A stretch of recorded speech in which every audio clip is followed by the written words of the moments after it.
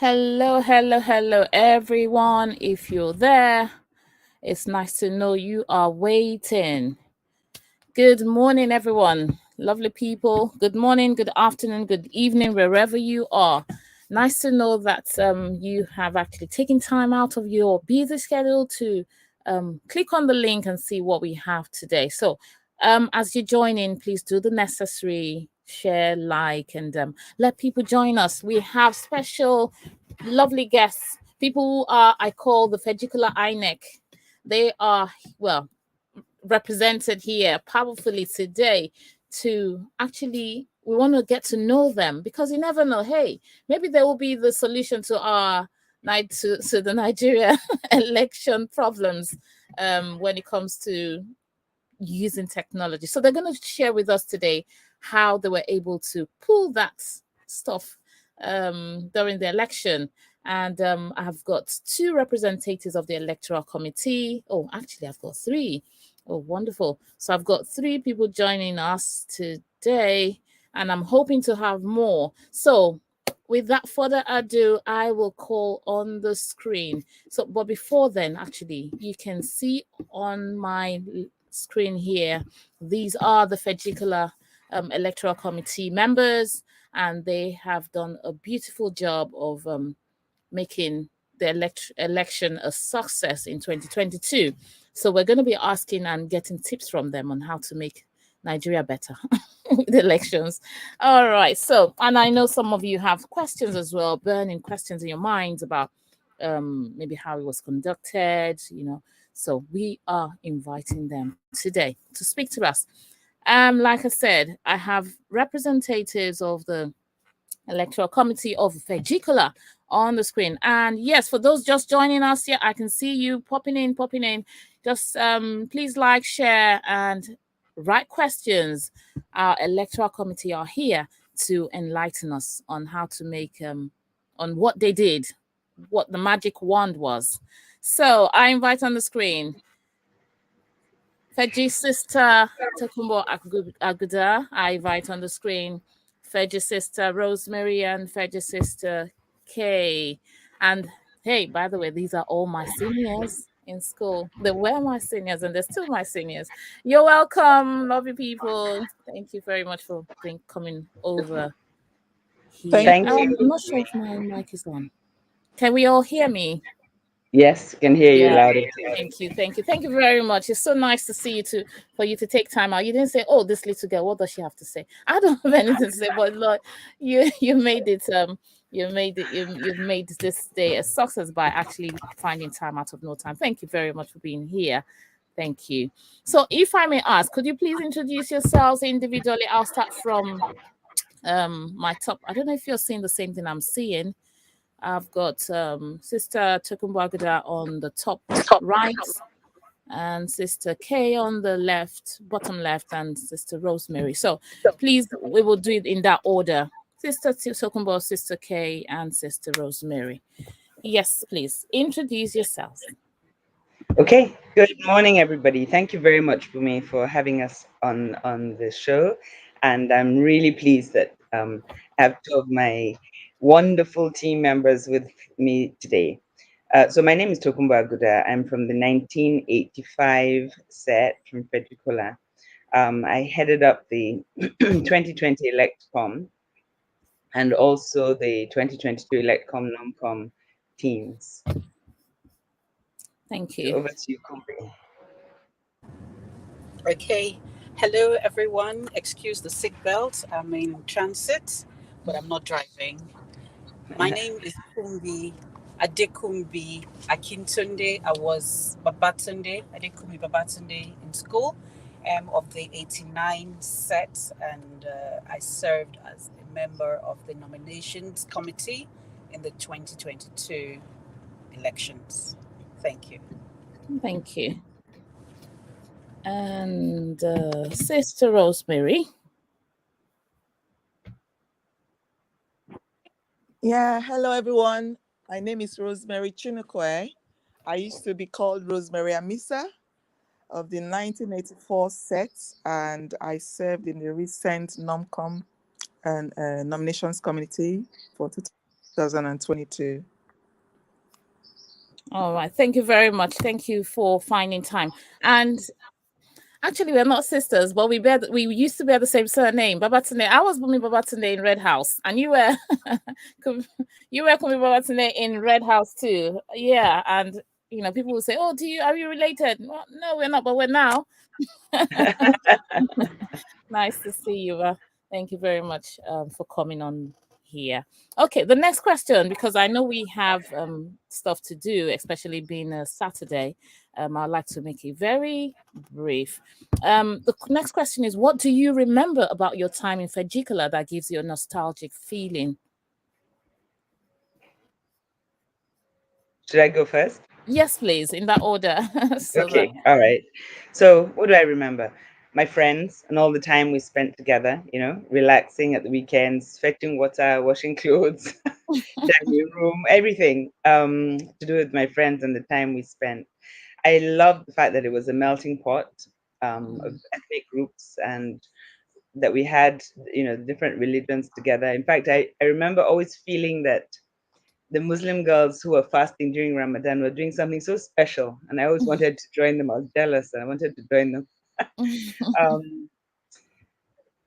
The last thing is that before I went to Fujikola, my dad made sure that we learned some Yoruba, but I only really consolidated my Yoruba in school in Fujikola, and I think that really helped me to solidify both my Yoruba and my identity. So the whole thing was a whole package for me. And then now I feel blessed that I can reconnect with my friends from that time, and I can also make new friends from other sets. Wow. What house were you in? I was in Yellow House. Were you? Okay. I remember the book. Yeah. The uniform didn't suit me. The yellow uniform didn't suit me, but that's okay. Thankfully, we don't have to wear it anymore. I avoid yellow like the plague now. Oh my goodness. All right, see you. See you, Sister K. Okay, so there were lots of things that I loved about Feggicola.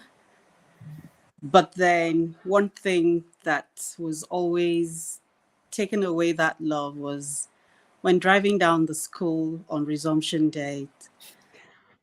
Just before we get to the gate, those hills. Once I saw those hills, they'll be like, oh my goodness. My heart will just start going. So in spite of it not being a good feeling at that time, it kind of, whenever I remember that feeling, it's like, that was Feggicola for you. Okay, then what did I really like about school? I loved my friends. I didn't have a lot. I was a very quiet person, but I loved the ones that I had, and I still love them. I'm glad they're in my corner of the world. And if I hadn't been to Feggicola, I wouldn't have met them. I like the discipline that was in Feggicola. It's made me who I am. There was this thing we learned from Miss Shudende, as hard as she was. You can't pass by a piece of paper and not own that paper. Because if she comes by you and that piece of paper is beside you, she doesn't want to hear you don't know about it. It's shaped me. It's shaped me as the kind of person I am in keeping my environment tidy. And it really gets to me when I see people driving and throw trash out of their car, because it's like you own your trash. You own the one that isn't yours. Talk less of the one that's yours. Talk less of the one that you own.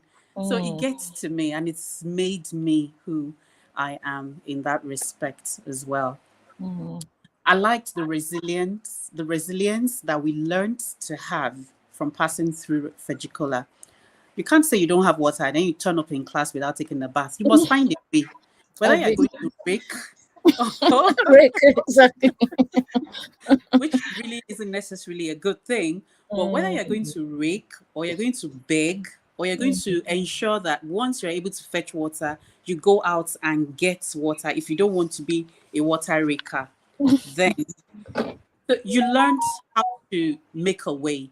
So I wasn't the water raking kind of person, and I also wasn't the water begging kind of person. So I learned innovative ways to ensure I had always what I needed. That too is something I'll always be grateful for Feggicola for, because I learned to make a way in um, in the right way to do the things that I needed to do.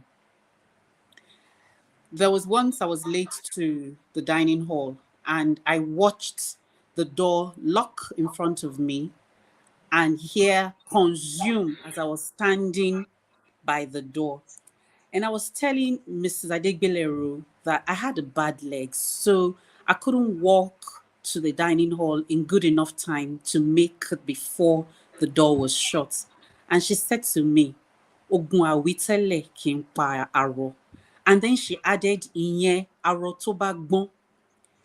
It means that, sure, you have a bad leg and you knew you had a bad leg, but you know that dining hall is at this particular time. So you shouldn't have waited for the bell to go, knowing the door will be shut. You should have just set out on your way to the dining hall in good enough time with your bad leg Yeah. and get there. So I also learned that, see, there's no excuse. Don't make excuse. Just do what you need to do and do it right. I can go on and on and on because there's so Yeah, much. I think I have to invite you, especially for another session. Another Let me just session. let me It just will hang be. it there. Let me just hang it there. Loads Oh of no. things that make me look back Wow. to my time in Feggicola, and I'm like, I'm glad I came here. Yeah, Mm, it wasn't That's always lovely. fantastic. There were bad things, but those bad mm. things were also learning points. Yeah. Yes. Yes. Wow. Wow. Wow. That was full. That was full. Thank you very much. Sister Rosemary.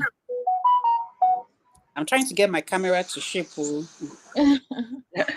Yes. The next person. Are you there? Okay. She's I Yeah, think I the think internet is playing up. yeah, it looked like she might be having an issue with connection. Yes, yes. Okay, Mm. yeah, we'll factor that in, and we'll just, I'm glad it's more than one or two people, so we can always pass the ball round. What did you do differently this time from the previous elections that suddenly got almost everyone involved in the election process this year? I was asking someone, I said, is this the first time we're doing elections, or there's something I'm not getting here? And we were like, This oh, it's the been going secret on. sauce. What happened this year? Could you please give us the secrets, and let's all learn from it? So thank you very much. Over to you, Sister Tokumbo, and then Sister Kumbi. Okay. Well, elections used to be conducted as part of the general and alumni meetings that were held in Lagos. And they would only involve the people who were able to attend in person. Obviously, all of this started before the whole online thing. So in 2020, the immediate past exco had the idea to have elections that those outside Lagos and those in the diaspora could get involved in. And I was tasked with heading up a team to do that.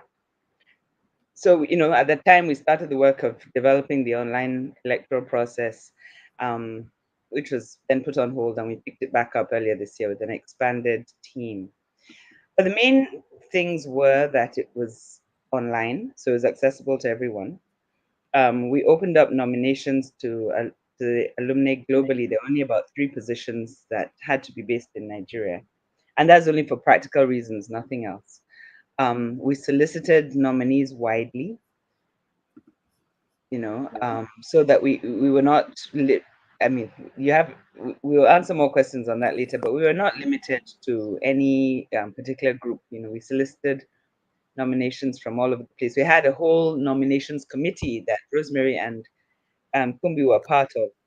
So it wasn't a small thing. We didn't take it lightly. We really wanted to make sure that we had the nominees and the right candidates. And then we put in place this vetting process to make sure that we presented strong candidates. Kumbi will tell you a little bit more about it, I think, and Rosemary, if she's online. But that vetting process was time. It took time, it took effort, and I think it was really worth it. And then, of course, we opened up voter registration globally as well. So that helped. We were involving so many more people, and the actual elections were online, as you know. So that was a framework that we put in place. But then, you know, the color and the sparkle and the energy, all of that was added by the amazing candidates that we had. And then they had these passionate supporters that was do or die for your case, you know. So yeah, and they added all that to our framework. That Kumbi, over to you. Yeah, thank you. I think you've more or less covered everything. One other thing, though, was the fact that we got the class reps involved in the whole process and asked them to go canvass for nominations from their sets. And I guess that cost to also bring in more people who Yeah. had been dormant on the platform, who'd not participated in whatever it is, not only the election, whatever it is that's going on as per FeggicollaGirls'Arise, they all got to hear about this ongoing electoral process, and then everybody else came on board as well. Wow, inclusiveness. Yeah, yeah. That was the keyword now and then Yeah. by every candidate. Inclusive, because these things have been happening before, but not many people got to know.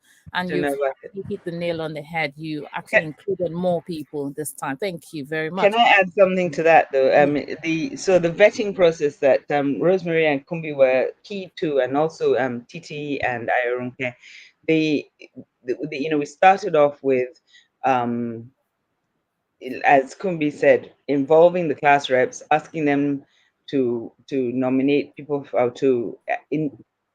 tell us who was interested in their set and so on. But we also made sure that everybody had to write in their some information about themselves, their mission, what they hope to achieve in whatever the role was that they were nominating themselves for. They had to have referees. So at least two other Feggicola girls had to give them references, written references, and not just say, "Oh, she's a nice lady," but to say, "I think she'll be good in this role because X, Y, Z." And Wow. then the real secret sauce was that our very hardworking nominations committee had an interview with each and every one, of the people on that were candidates, and brought back the results to us, and we were able to have a look at it and to be clear that we were presenting strong candidates. But they were fantastic. I mean, people who presented themselves were great. Wow. Yeah, thank you. Thank you very much for that answer. Thank you. I welcome Loretto and Adams Reality. Thank you for joining us online. If you're there, just say hello to us and let's know you're watching. Thank you. Okay, my sister Rosemary is not here, but I will ask the next question. Was the constitution reworded to exclude those who did not finish from Fejicola? Sorry, before you ask that, before you answer that, I also want to let people know that there is there was a Slido, an app we used to gather information from people, asking them for questions, because we know that we want to make it as inclusive as possible. So we asked people to send their questions, and we've had questions. Let me see.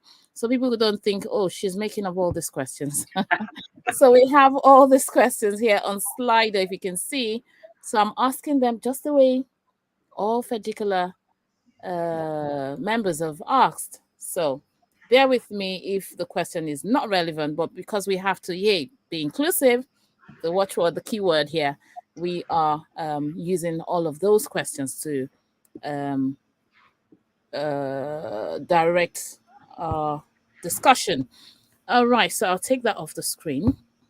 Yes, so back to the question. Was the Constitution rewarded to exclude those who did not finish from Fejicola? Absolutely not. The Constitution was not reworded to exclude anyone who did not finish from Fejicola. Anyone who attended the school is eligible to join the Alumni Association. I think the question may have been looking to ask about the length of time somebody needs to spend in the school in order to take part in the elections, be a candidate for the X school. So the question of how long an alumna should have spent at FeggicollaGirls'Arise to be able to serve on the Exco was discussed across the association over a period of about 18 months from the last election that was not completed in 2020. And then there was a formal discussion on the matter at a general meeting of the Alumni Association on the 3rd of April this year. And it was held on Zoom. So it was open to anybody. And it was, I just got the invitation from, my class rep, as anybody else should have, because it was shared in the class reps group. So that resulted in an addendum to the Constitution. That discussion had a range of opinions. There were people who felt it shouldn't matter at all how long you spent at the school. There were others who felt that the person should have graduated from the school, and all, every other shade of opinion in between there.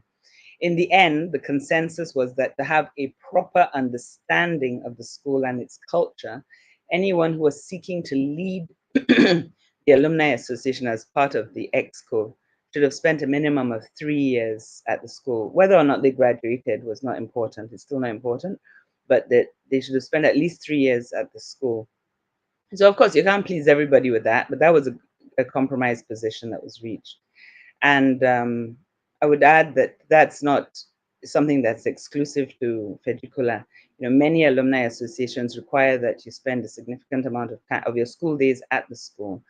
And also many of them require that you graduate from the school before you can hold office. In fact, I understand that our Unity Schools umbrella body, USOSA, they require both, that you spent a significant amount of time at a Unity School and that you graduated from a Unity School in order to be on their Exco. So yeah, that's a long answer to a very short question, but I think the question was looking for more than just yes or no. So it's not about graduating, but you do need to spend at least 3 years so that you understand what the school is about and who we are. Okay, thank you. Do you have any addition to that, Sister Kumbi? No, she said everything, and I don't want to waste everybody's time by rehashing things. Thank you. The chairman has said it all. Thank you very much. Thank you. Chairwoman. I don't know if we can still use that. Chairwoman. Anyway, never mind. That's just me overthinking things. Yes. Chair lady. Okay. That's more befitting. Thank you. Thank you. Lerato and Adam says the process totally worked, especially with the focus on inclusiveness. Yes, that is true. And another Feggi sister here, Funke Alomo Oluwa, says very informative session. Thank you for being here. Thank you for supporting. If we're here, just 3 of us talking and nobody's listening, it would have been So thank you for coming. Thank you for finding time out of no time to be here. Yes, so that is the answer to that question. There was this 3-year, as long as you have been in FeggicollaGirls'Arise for 3 years, then you are eligible to apply. Now, then it actually takes me to the next question, which is why is someone who didn't finish from FeggicollaGirls'Arise qualified to draft the constitution and yet not qualified to serve as an Exco member? So I guess this is someone who finished, who was in Akoka, not Akoka, sorry, just bringing Akoka, who finished from FeggicollaGirls'Arise, who was less than 3 years, if I may say, bringing in the information you gave us before now. So people who have finished less than 2 years, I think that's the question. So someone who has finished less than 3 years, but was qualified to draft the constitution, why should that person not be qualified to serve as an Exco member? If I may, let's not reword the question. Okay. The question says, why is someone who didn't finish? It doesn't qualify in terms of the number of years the person spent. And we're not going to assume whether the person spent 3 years or not. The answer is just on the surface. It says, why didn't the person finish? If the person is qualified, why isn't the person able not to serve? as EXCO member. So we didn't disqualify anyone based on not finishing school. The only qualification as far as having attended Vegicola was concerned was the number of years spent in school. So if you didn't spend up to 3 years, as far as that is concerned, you're not qualified because that's what it that's what it says. And so if this person didn't finish but had spent that required number of years, then why not be able to draft the Constitution? The Constitution is meant to guide all of us, whether we're EXCO members or not. And I suppose there must have been some sort of qualification that was drawn up for eligibility to be a member of the Constitution Drafting Committee. And that person must have qualified on whatever scores they were. Statukumbo. Thank you. I totally agree with you, Kumbi. That's exactly it. We didn't, nobody was disqualified for not finishing at FeggicollaGirls'Arise. Committee volunteering on a committee is subject to the same criteria as membership. Anyone who went to Akure for even a term can be a member of the Alumni Association and can also serve on a committee. The committee roles are not they're brief. They have a specific remit. They're not 2 years long and have a broad scope like serving on EXCO. When you're serving on the EXCO, there's a lot of responsibility. That's 2 years. You really have to understand a lot of things. And then I would say that the revised constitution was not drafted by a person. It was drafted by a team of alumni. So it was collaboration between all of them. Most of them were lawyers, but not all of them. It was collaboration between them, bringing their understanding of the school, their understanding of the alumni, together with their legal expertise. So it's not the same thing. It can't be put on the same footing. Committee work is short. It's 2 months or 3 months, something like that. Didn't take long. I mean, it was a lot of work, and they did fantastic work, all of them, and they were very, very, very well appreciated. But it's not subject to the same criteria as being a member of the EXCO. Okay. Thank you for answering that question. So I hope the person who asked that question has got their answer. If you haven't, yes, you can still add more, throw more light to it by writing in the comment down below. Thank you for joining us, Adebola Jayola, the Financial Secretary. We go on to the next question. How many minutes? 28 minutes already. Thank you. It feels like I've just been here for 2 minutes. Okay, can you please shed some light? I think this is still about disqualification and all of that. It says, can you please shed some light on what happened in 2021? So this is someone taking us back now, not 2022. Can you please shed some light on what happened in 2021 that disqualified Barrister Diola from running as a presidential candidate? Yeah. Okay, I'm going to take this question. It has nothing to do with 2022 elections, as you noted. And my response is not on behalf of the 2022 Electcom or Nomcom. It is what I personally know of the events around the election process. And that was 2020, not 2021. Just point of correction there. So the first thing is that Barrister Diola was never disqualified from running as a candidate in the 2020 elections. At no point was she disqualified. It's quite a long answer, but I think it's an important one, and I want to make it clear. So 2020 Electcom invited people to nominate themselves or to nominate other people who they thought would make good candidates with their consent, of course.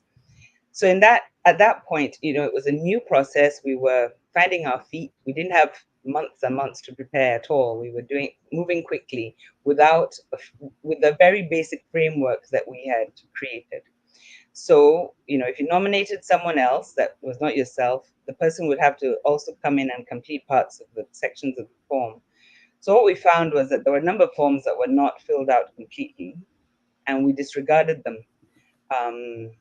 Primarily because, if it's not filled out completely, what are we doing with it? And also because obviously there may have been some people who were not interested in being nominated. Somebody had nominated them and they were not interested, so they didn't fill out the form. So we disregarded those forms. So after making sure, references were completed, nominees were in good financial standing, blah, blah, blah, all the things that we, were on the list of the general criteria that they had to meet, we announced a list of candidates. And at that time, only 2 of the 10 positions had more than one candidate running for the position. So it was going to be, yes, an election, but, obviously limited in that sense. The other 8 positions only had one candidate, including that of the president.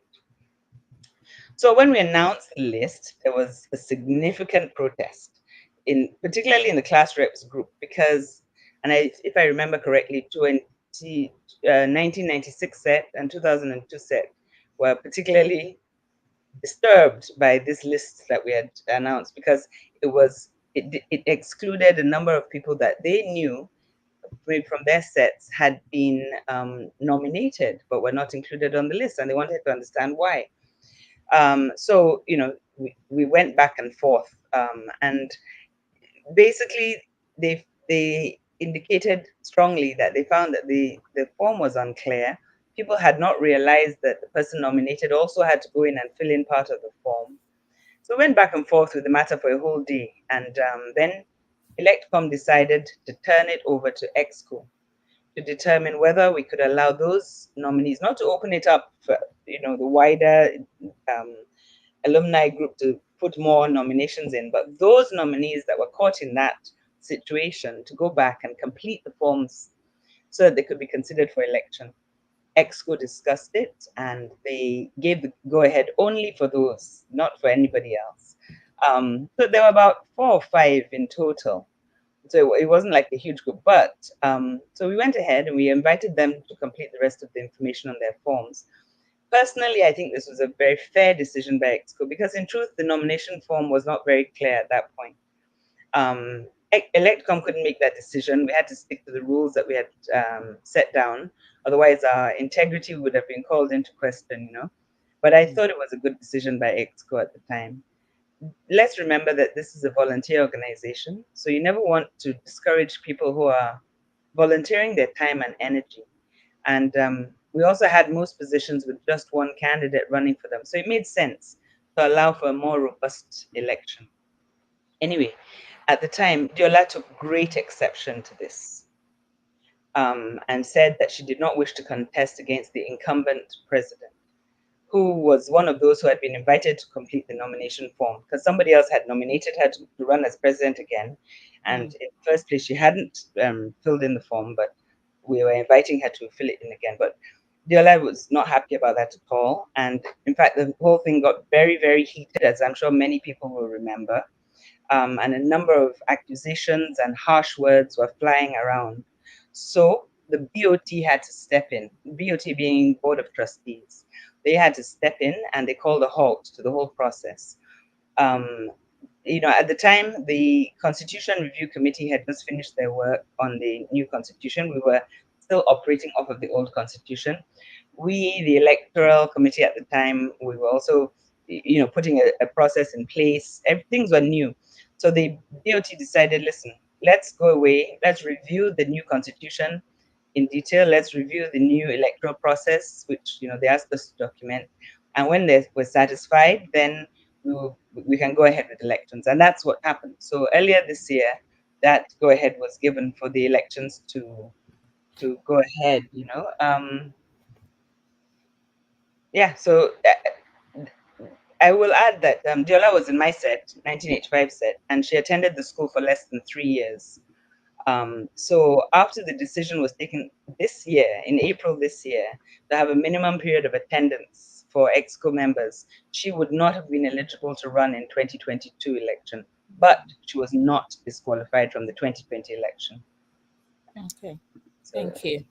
I just want to set that record very straight. I think there have been some misconceptions around the whole thing flying around, even though BOT wrote a letter at the time and it was sent out to the class reps group, even though I myself wrote, messages that were sent out, there's still some misunderstanding in the air, and I hope that this will help clear some of it up. She was not disqualified. Okay, thank you. That's a simple answer. Why was she disqualified? She was not disqualified. Okay, thank you very much. Thank you. You've answered it very well. Thank you. Before I move on to the next question, just thank you very much for all those who are joining us. If you said hello before, thank you for still staying with us to the end. We have not got to the end yet. And for those who are just joining in, you're wondering what's happening. We are talking to the Electoral Committee of FeggicollaGirls'Arise. I'll call them the FeggicollaGirls'Arise INEC. And they actually did a beautiful job. And we're hoping that the government will actually enroll them into the Nigerian government, will call them from wherever they are to come and conduct the Nigeria election. Anyway, that's on a lighter note. So thank you very much for clearing the air, and you've done an absolutely wonderful job. Everyone kept commenting and saying, wow, wow, wow. So these are the, I don't want to say magicians behind it, behind the magic, but these are the people, some of them behind, what we saw with the success of the election. So if you're there, please share with any Feggicola person you know. Share the video, like it, and do whatever is necessary to be done. We'll carry on with the next question. Yes, Adebola Jayola says, yes, so they actually deserve that. Yes, they do, they do, they do. Thank you. The next question is, and again, for those who are just joining in, who have asked questions, but maybe you feel your question hasn't been answered, if you rewatch this video, you will see your answers being answered. Answers being answered. Yeah. Okay. So the criteria. one of the things that was said was that the criteria is that those running for Feggicola election must have attended Feggicola for at least 3 years. So for those who are thinking, were people disqualified based on not finishing and all of that, that is the constitution. And yeah, Debola says Nigeria will have a lot to learn from their expertise and wealth of experience. True. Thank you, Debola. Yes, thank you. So next question, should there be a standard criteria for elected candidates? I don't know if you've answered that indirectly, but just in case somebody is still saying, oh, they haven't answered my question. Should there be a standard criteria for elected candidates? You want to go with that? Are you asking for elected candidates or for those standing up for election? So I'm going to take it from the perspective of those that are standing up, those who've been nominated, those who are the people we want to vote for. There are standard criteria for everyone, and then there are specific criteria for some roles. Some of the standard criteria, one, we've already hashed that you must have spent at least 3 years in school. We also, let's say that's the one standard one that I can remember off the bat now. Then for specific roles, we had some that we required that they needed to be residents within Nigeria. For roles like the financial secretary and the treasurer, we had a requirement for them being accountants and chartered ones at that. For the legal advisor role, we had a requirement that the person must be a lawyer. Otherwise, what sort of association would we be if we couldn't even require that of our legal advisor? If we needed to go to court for anything, then we need to go and hire lawyers. So it's I'm sure across most organizations that there would be a requirement for their legal advisor to be at least a lawyer. And in addition to that, we needed that the person should have at least been called to bar in the Nigerian Bar Association. And that stands to reason as well, because our cases, if we had any, would be under the Nigerian jurisdiction. So it makes sense that who's going to be our legal advisor should have been called to bar in the Nigerian Bar Association. Then we had also some roles that needed for the person standing up to be elected to have graduated for at least 15 years. And then we had some other roles, just 10 years. And I know that some people kicked against that. And my standard answer to that was you will get your time eventually. Eventually, you will get to a point where you would have graduated for at least 10 years. And eventually, you would move up to the 15-year marker. And then you will have your time in the sun. So just cool your feet for some time, cool your heels for some time, and wait for your turn. And then you can say, Emi lo kan, you know? And in fact, you Do we get go? that Is it there? somewhere. You get Let's that not go there, or somewhere. else you start seeing all sorts of drums and And then you can say, Awa new lo songs kan, coming when up. that, exactly, when that time comes. Yeah. There's a certain amount of maturity that years give you. And if you're going to be holding an electoral post, you should have that level of maturity that's not necessarily present in somebody who's just graduated. Some amount of clout that we would want those who are leading us to have as well, that new graduates would really not have. Some amount of networking that we would want the person who's leading us to have. I can't imagine that. I'm not saying that they necessarily don't have network, but the kind of network that we're looking for, if we ask a new graduate to lead us, would probably not be able to bring that amount of clout and network onto the game. So I think I'd let Sister Tukumbo handle the rest if she's got some more to hand in for us. Thank you. Thank you very much for that, Kumbi. I mean, that's absolutely correct. So I will say that there's always been a standard set of requirements. Well, I say always. I mean, from the beginning, we had this set of requirements in 2020 and again this year. The general eligibility criteria that Kumbi mentioned, is set out in Section 21 of the Constitution, and the roles and responsibilities and descriptions of those roles for each of the positions is set out in Section 12 of the Constitution. That Constitution was shared with the class reps by the previous EXCO as a draft document for review back in October 2020, and again for final review in February this year.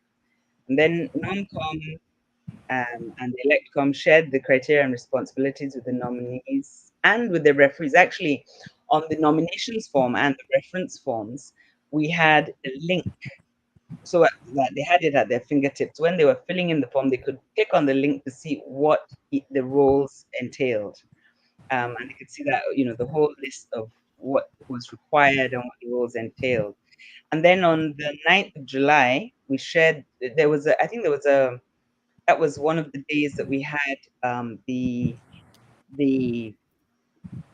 Zoom meeting where the candidates would come in and um, we had short videos from each of them, and then they could answer questions and so on.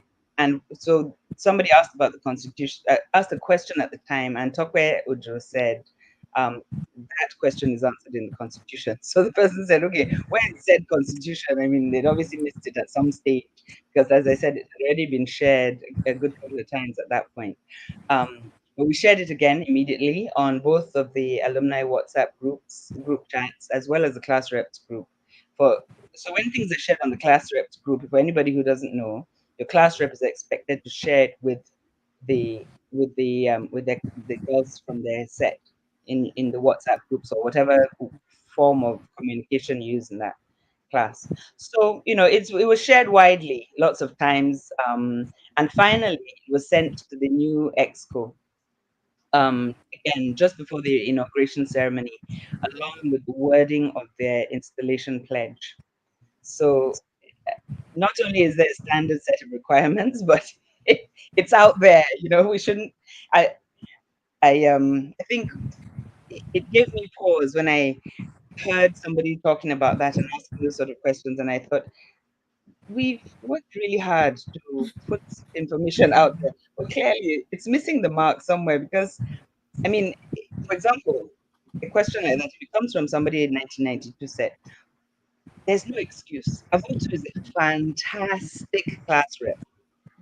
As I'm posting something on the class reps group, my girl is telling me, sis, yes, thanks, done, shared, she moves, she asks questions. So there's no excuse. That information, I am 100% sure, was sent out as it came in, it was sent out to the girls. So I can only assume that because it's on WhatsApp and so on, it gets buried. If you're not looking at your phone all the time, before you go and look into, maybe 20 more messages have come. That one link has passed. You haven't seen it.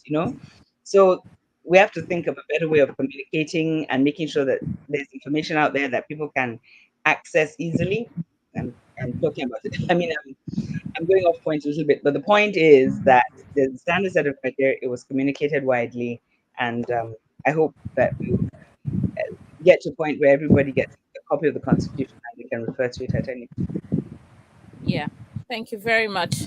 For those just joining us, thank you very much. I could see some comments from Fedgy sister Abby Oluboye. Thank you very much for being here. Another Fedgy sister Olayemi Olagbemi Agbola, and another Fedgy sister Olubusayo Ojo. Thank you very much for being here. And just to remind us that the questions we are asking here were actually put on Telegram, on Facebook, on everywhere. So people who were actually wondering, who had burning questions in their minds from different sets, came up on here to put there, because I sent the link to everyone. And they came up on here to put their questions. So if you see some questions being asked, you might wonder, why should they be asking that question? Are they newbies? Are they, things like that? But, like we said, it's all inclusive, even from people who have graduated just this year or last year. They've got questions and they've decided to ask. So thank you very much for finding time to attend to these questions. The next question, which I think you have treated, is, should a candidate, well, let me put that, let me move this. Yeah. Should a candidate not finishing her studies in school with her set be a disqualifying factor to participate in the elections? I think you've said it, but I'll let you answer it, because someone will be saying, no, they haven't answered my question. So just in case. Okay, like you said, we've already treated this question. There's no one disqualified on the basis of not finishing from her set. Whether you finished with your set or you finished with another set, you're welcome to be a candidate. Or you didn't even finish at all, as long as you spent 3 years in the school, you're qualified to run as far as the Constitution stands now. Okay, thank you. Thank you for that straightforward answer. Another one here says, do ESCOs have the right to use their position to suspend or disqualify a candidate who falls out with their friends? I know we know the answer, but just to satisfy that person, we're all about inclusiveness. So yes, over to you. Okay, so this is a serious question. This is obviously a loaded question, but let me answer it straight. Absolutely not. Look, this is not some Mickey Mouse gang that we have here. Alumni Association is a serious and a legitimate association. It was organized with the first EXCO in 2006 and then formally registered with the Corporate Affairs Commission of Nigeria in June 2010. There are 10 members of the EXCO. There are 7 members of the Board of Trustees. Decisions are not made by individuals. Let's get that straight. In the case of disqualifying a candidate, actually, I think that would usually fall under the remit of Electoral or Nominations Committee, and we are a team of 8. So again, nothing is done by one person. Such a decision would be based on the criteria that's laid out in Section 21 of the Constitution, which includes being in good financial standing with the association, being a person of integrity, being a person of good character and good conduct, and so on and so forth. If you go back to the Constitution, you find it all there. So to disqualify somebody, it would be a very serious decision to disqualify someone who had presented themselves for nomination. As I said before, we try to be inclusive. This is a volunteer organization. Somebody steps forward and says they want to serve.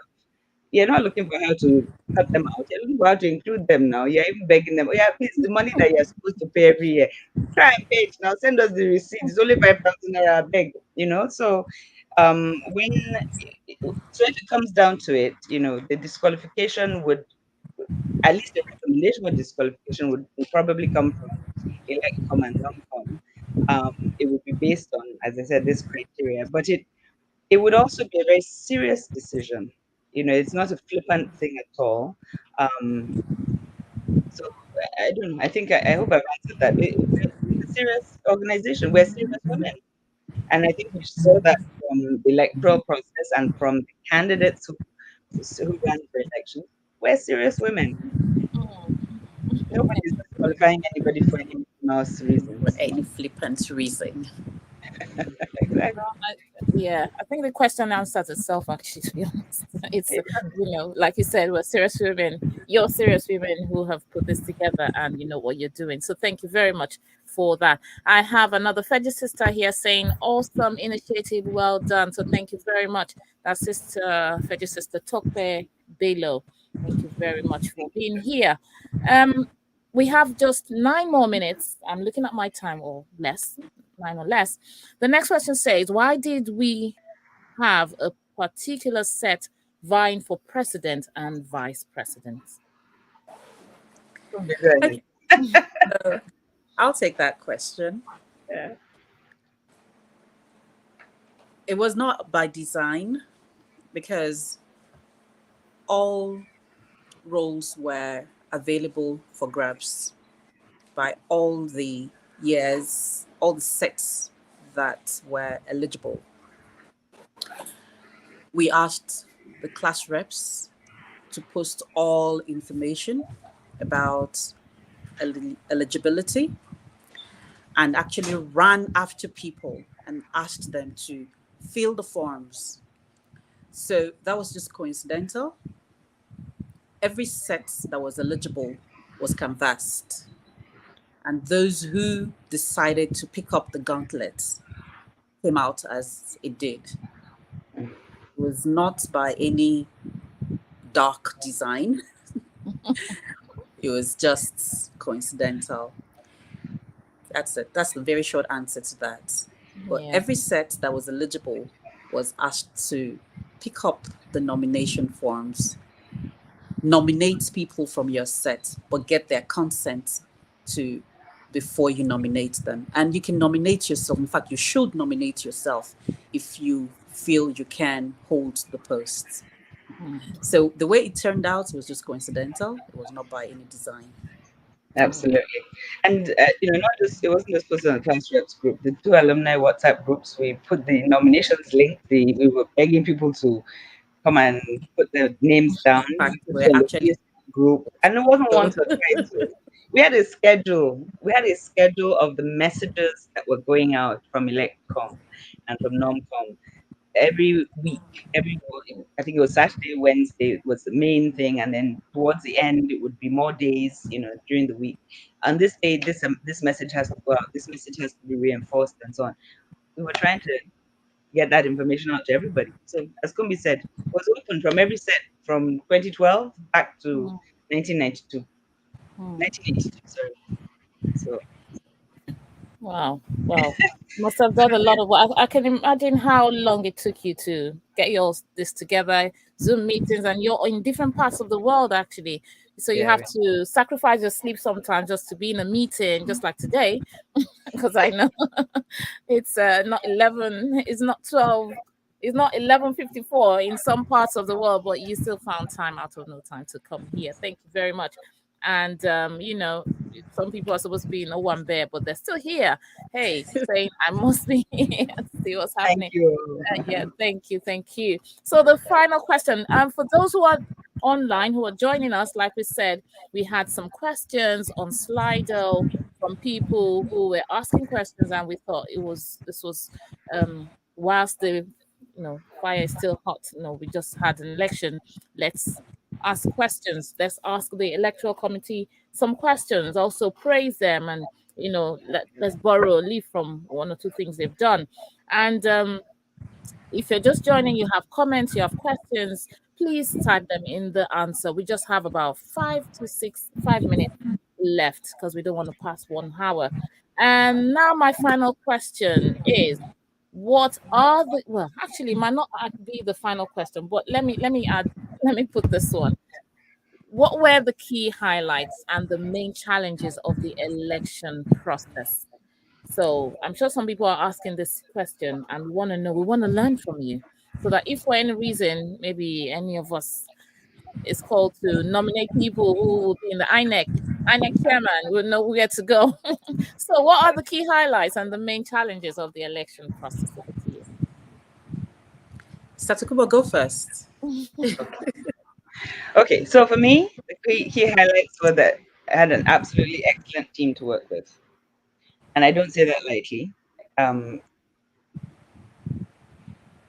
I was working with a team that was handpicked. They paid attention to detail. They were women of integrity. They are women of integrity. They worked hard. They were interested. They were committed. Fantastic team to work with. That was a highlight for me. The next highlight was that we had strong candidates who came forward to run in the elections. We really did. We had a good crop to work from. It's not that we were now weeding through going, oh my goodness, oh dear, we have to manage this one. No, it wasn't like that. But, it was fantastic. The passion and the enthusiasm of the alumni members, once the campaign started, it just sort of, I don't think I've ever envisaged that we'd have that kind of response. So that was amazing. We had over 1,300 VRVs, verified registered voters. Now, I estimate that the total alumni body is probably somewhere between 6,000 and 7,000. Right? This was an election process that was short. It was like a 2-month process maximum, and we had over 1,300 verified registered voters in that time. And after the voter registration, there were people still asking what if they want to register and so on. Yeah. So that was a highlight for me. And then just how well received the whole process was by alumni members. People have been so supportive and encouraging, and I really appreciated that. That was a big highlight for me. Should I talk about some challenges, or should I let Kumi talk about highlights? Okay. Highlights for me was the interview process, because I served on the nominations team, and it was absolutely amazing talking to all these women who were very much accomplished in their fields. It was absolutely amazing. Opened up my eyes to see how much accomplished we are as Feggicola girls or ladies. I'll be talking to somebody and she'll be telling me she's done this, she's doing that, and they were all just really fabulous things. That was really a high point for me. And I had a good feeling doing this. It's not a paid job. It required a lot of commitment in terms of time. But honestly, I didn't feel it. After every meeting, after every engagement with the people I had to interview, I felt so good. Maybe because I've been doing some pro bono work, and sometimes you're just like, man, I don't want to do this again. But this one, I had fun. I enjoyed every bit of it. And I learned a lot in the process as well. Yeah, I had a great time. Good stuff. Beautiful. Thank you. Thank you for committing your time, because like you said, no one was paying you. Sometimes when you have financial gain at the end of it, you're like, yes, let's do it. Per hour, you want to do, you get some money per hour. But this is, you're doing for your alma mater, and it's so impressive. Thank you very much. So, but before you tell us the challenges, sorry, I had to cut it. There was one question that was asked. I just realized I didn't ask. Why can't voters see the actual results as voting took place? And that was a question that the person wanted to ask. Quick So answer. like The app we use doesn't have that functionality to allow voters to see the results while the voting is in progress. Only the admin can see that. But I'm also not sure what would be the point of seeing the results at the voting. What difference is it going to make? The final results are made available within a very short time after the voting is completed. So, Apart it'd be from interesting that, to know what the person was hoping yeah, to what accomplish. I don't want to know that. Apart from Yeah, that, for every election, there's always the possibility of magomago because we're in a world where all sorts of tricks are possible, and yeah, we don't want things to start reflecting that this is going on, that is going on, whereas there may be some magomago going on and may needed to have been investigated. So, but we're glad we had a good process, and maybe there are points of improvements. Not even maybe, for everything, there's always a point of improvement because continuous improvement is the key to holding your own in the space that you are in. So there will always be improvement points, but there's that one point of ensuring that what we put out at the end of the day is not subject to anything, concern. any kind. Well, if it is audited, we can say yes, that's what it was. So yeah, I guess the reason why this, I don't know who it is, but I'm just thinking of national elections where, when from maybe Wales, the results have been, so why am I saying Wales now?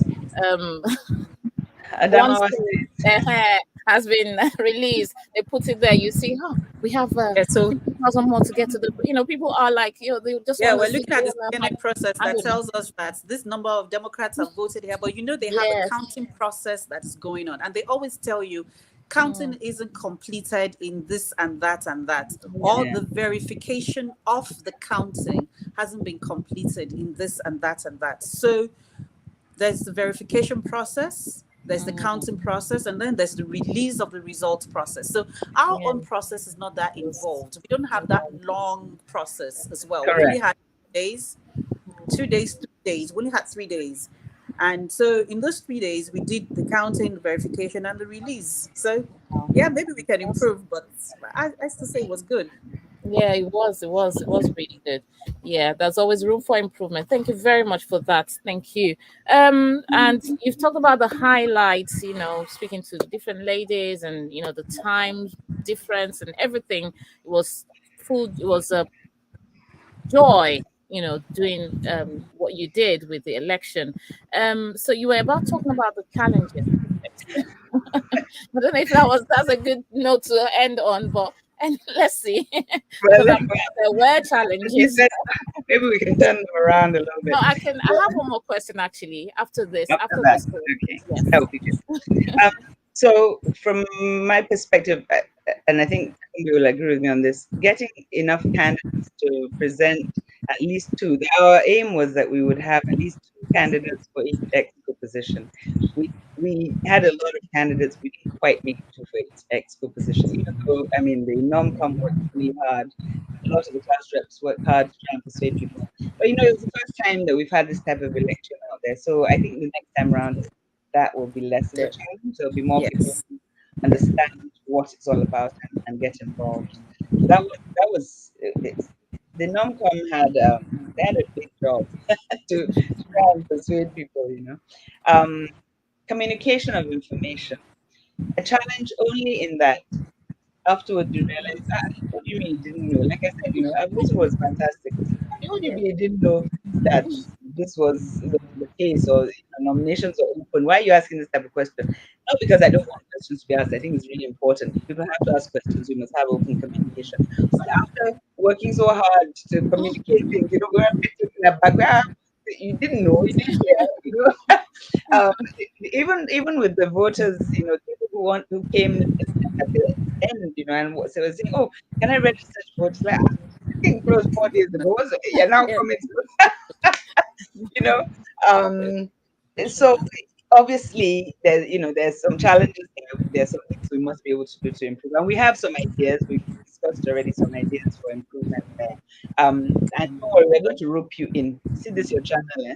We'll rope you in to interview people and put it out there. viewers, you're listening. The campaign period was 10 days. When we decided on 10 days, we didn't really think about it. We didn't even know that people would campaign in such, but it blew up, you know. So for some people that was great, it was exciting, and honestly, over 50%, 54, 56% of our registered voters registered after the campaign started. So within about 4 days, I think I came up with about 2.5 weeks by then. No? Hmm. Only, but over 50% of them registered in the last 4 days when the campaign started and got everybody excited. So it was a very exciting campaign, but it was also very overwhelming for many people because it was 10 days. And somebody said to me, "Look, I was losing the will to live. I mean, it was just too much, you know." That very British expression. So the challenge, I think, is for us to strike the right balance. We don't want it to be too short because you need to get to know the candidates. Apart from our vetting, the voters need to get to know the candidates. And, it's over time that their personalities and who they really are shines through kind of thing. So we have to strike that right balance. We didn't have the big one for me, we didn't have a database of alumni members. We had to so that vetting of the voters was a very manual process, very time consuming process. The class reps helped us out greatly by telling us, giving us lists of who was in their set, not any other information, just who was in your set, so that we were able to say, okay, this person registered as being in 1985 set. Yeah, 1985 class rep, please, they so that helped. Now we do. We have a baseline database to start with. It's not complete. There's still many names we are missing, but it will be easier next time around. And hopefully, it'll be a shorter process for verifying our voters. And then the final challenge for me was really trying to make sure that voters had a way of having a sober and a balanced picture of the candidates they were voting for so that they could make informed decisions. The campaign was full of razzmatazz, and I mean, it was amazing. I really admire the candidates, and even Yes. down to listen, who I really admire, candidates who didn't have any opposition. They Still, still campaigned. They still put Hmm. themselves out there. I thought that was fantastic, and Yes. that was great. But we, just wanted to be able to give the voters some way of making a proper decision without all the noise. And we did two things. One was to have the campaign events, the two campaign events that we did that weekend, where there was a video, 2 minutes. Each person had 2 minutes to present themselves, what they were about, and then there were the questions and answers afterwards. So that video was available. We sent out the links. I don't know if it got buried, but anyway, we sent out the links so that people could go back and watch the video and check it out. We put it on Facebook, not general Facebook or Facebook closed group just for and we also had a document with, I think it was allowed 65 words maximum for each candidate. So their face, their picture, their name, their set, the role they were running for, and about 65 words of what they were about. So, people did have an opportunity. I don't know if they realized, but they did have an opportunity to just have a very quiet, sober, let me look at this. Who are these people that are running what, for this thing? Who am I yeah, voting what for? can they really do? And that's, I mean, that's what we did. That was how we met the challenge. But that's really a challenge because even at the end, you can't imagine that. Even at the end, some people would, message members of the team to say, "Who should I vote Who should for?" I It's like, I I know want to how be able should to I know go. the I answer don't know. to You that? can't vote now. I can't tell you what to vote for. But we just gently direct them to the documents or the video to say, okay, check this out, and hopefully you make your decision from there. So yeah. So from those are the key challenges that um I could think of. Kumbi, do you And you have have absolutely covered everything from my point of view as well. yeah. From the non-com perspective, we did have a challenge reaching some of the candidates. They would be unavailable. you would just keep on chasing them and chasing them. At some point, it had to be like a threat. See, we need to interview you to be able to conclude you as a candidate. It's not a foregone conclusion. Because you filled form doesn't mean you are automatically a candidate. We have to interview you. It took doing that sometimes to get some of the candidates to cooperate and get interviewed. But by and by, we crossed that. Maybe we can think of something better or a smoother way of getting the interviews done next time around. Oh, thank you. Thank you very, very much. We've passed 1 hour and it feels like 1 minute. Thank you. I have enjoyed my time here with both of you. Unfortunately, Fedge's sister Rosemary couldn't get back on for some We're getting knocked internet off. connection reason. Yeah. So someone one of the I believe she's a Fedge's sister, Teeny Bit says challenges tell the next committee what to look out for. Yeah, that's Absolutely. true. Thank you Absolutely. for being here with us. So the last thing I want to ask, I know our time is up, but finally, if you were involved with INEC today, what would you like to change? Or what, or maybe I should say, how can election in Nigeria be better? What can Nigeria learn from what you have done with FeggicollaGirls'Arise? Over to you. Well, I would say the first thing is really the commitment to be transparent and have people of integrity on the team. There is not much we can achieve with any kind of endeavor, talk less of elections, if transparency and integrity are not the byword or the anchor of the people on the team. So if we're able to cross that big chasm of transparency and integrity, a lot of the INEC issues will be removed. So we have all these so-called ongoing registration, and then here we are hearing all manner of things about cards being buried, some being burnt, and all that kind of thing.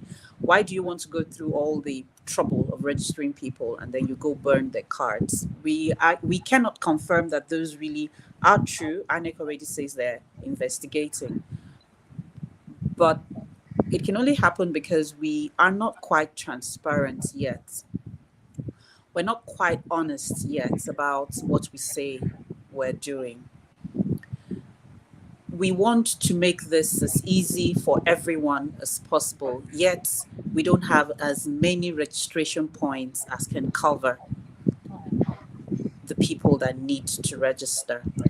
It also makes it hard then for everyone to believe that you really want to capture everyone when there's not enough to cover all the people that need to register. So maybe we need to also look into using all that technology has to offer now for registering. It would take a lot of load off. Now the process says I can do some registration online, then I have to walk into a physical place to continue and complete the registration. And those physical places, we don't have a lot of them, so that you get into a place to complete the registration and you see a sea of people waiting. It just discourages the people who want to get registered, and then they go away. So we can also take advantage of all that technology has to offer now to help our registration process. That's registration. Then the election too. Maybe when we see what happens this year, we can know how much improved the election process is in comparison to the previous years. But I particularly liked the year of option A4, where we all had to go and queue behind our candidates, because it took away every opportunity to manipulate anything. And we know how that year went with Nigeria. So I'm not advocating for option A4 where we go and physically stand behind our candidates this time around, because the world has moved on from that. but we can look for a process that helps us all to see transparently, this is who I voted for and my vote counted. Thank you. Have you got anything to add, Sister Tokumo? I think Kumbi covered. Well, Kumbi's on the ground in Nigeria, so she can speak to it properly. I can only speak to it sort of philosophically. I live in Barbados. Barbados has a very mature democracy, um, and it's a small country. We have fewer people than Akure. Really? Yes. Wow. So, but it's a lovely, beautiful place. Come and visit. Fantastic. Elections are very smooth here, very transparent. I think it's easier, and I'm not letting INEC off the hook at all, but I think it is easier when you're dealing with a smaller group of people. Like in our team on Feggicola, we didn't have to be putting millions of. We had 8 people. We could see. I mean, they were recommended. They were, people we were dealing with, and from our interactions with each other, we understood what we were about, what each person was about. It would have shown up very quickly if we had anybody there who was not a woman of integrity. I mean, I do think that most of our particular girls are women of integrity, but it really is easier when you have a small group that you're dealing with. So from the time you have to be recruiting all sorts of unknowns from all over the place to help with the process and aid and blah blah blah. It becomes a different animal to deal with. So I mean, it's amusing and it's flattering when people say, "Oh, you guys are INEC, we should come and help us." But the truth is that their challenges are not the same as our Yeah, own. that's Our true. own little challenges. Oh, we That's can't have really this. Oh, true. we can't have this. That's nothing compared to what INEC really has to go through. The small things that were niggling us. It's not like INEC and I mean, let's call it spade, the level of corruption that they have to battle against. Um, of course, we also have to be cognizant of the fact that there could be people out for us. Um, look out for it, weed it out. The people who registered more than once, that kind of thing. But not, I think, as creative and on the scale that INEC probably has to deal with. I don't know. I mean, it could be laid out some good ideas there about some of the things that they need. Transparency, absolutely. Integrity, absolutely. Those are the watchwords. Yeah. Um, and taking advantage of technology. Yeah, those are the things that I Thank would you. say. Yeah, thank you very much. I can't thank you enough, and I'm sure if people are still listening, they're going to be saying thank you to you, thank you. We really appreciate your time here. We've said it all, and it's a wrap. Thank you very much for making it a success as well. So I really don't know what to say than to say thank you again, thank you. If I may ask, have you got any last words? Because we just 30 seconds. Any last words? Anything you think you wanted to say, but you just remembered now? 30 seconds. Anything? If not, we'll call it a wrap. Well, thank you for having us. Thank you for allowing us this time to talk about what we did and the whole process and so on. Thank you for allowing us an opportunity to correct some of the misconceptions that may have been out there and to be able to say we put the information there. Or you people didn't go and read, Um, so thank you for that opportunity. Really appreciate that. And I want to say thank you to Kumbi for joining me this morning. Kumbi, thank you, love. Thank you. Thank you, Bumi, for having this show. Just like Statukumba said, it's good to be able to clear the air on a number of issues. We've done a lot of work, and we really wouldn't have wanted it to be soiled by misconceptions. So it's a good opportunity to clear the air. It's a good opportunity to educate everyone about how it went down. Yeah. And thank you for the platform. Statukumba, thank you.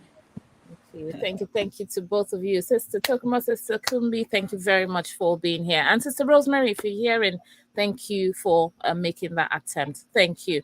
So this is where we say thank you all viewers for sticking with us to the end of it all. And we say have a lovely, I don't know, sunny here in the UK. Have a lovely time in wherever you are, and enjoy your day. Let's keep it let's keep the hype, let's keep the connection, let's keep the network and the collaboration going. We are ladies of substance. Can we sing the national anthem? I'm sorry, the Fegicola national anthem. Oh, Fegicola, Asco, Would you like to play? We have it. Beautiful. honesty. Go on if you know it. Loyalty and discipline. discipline.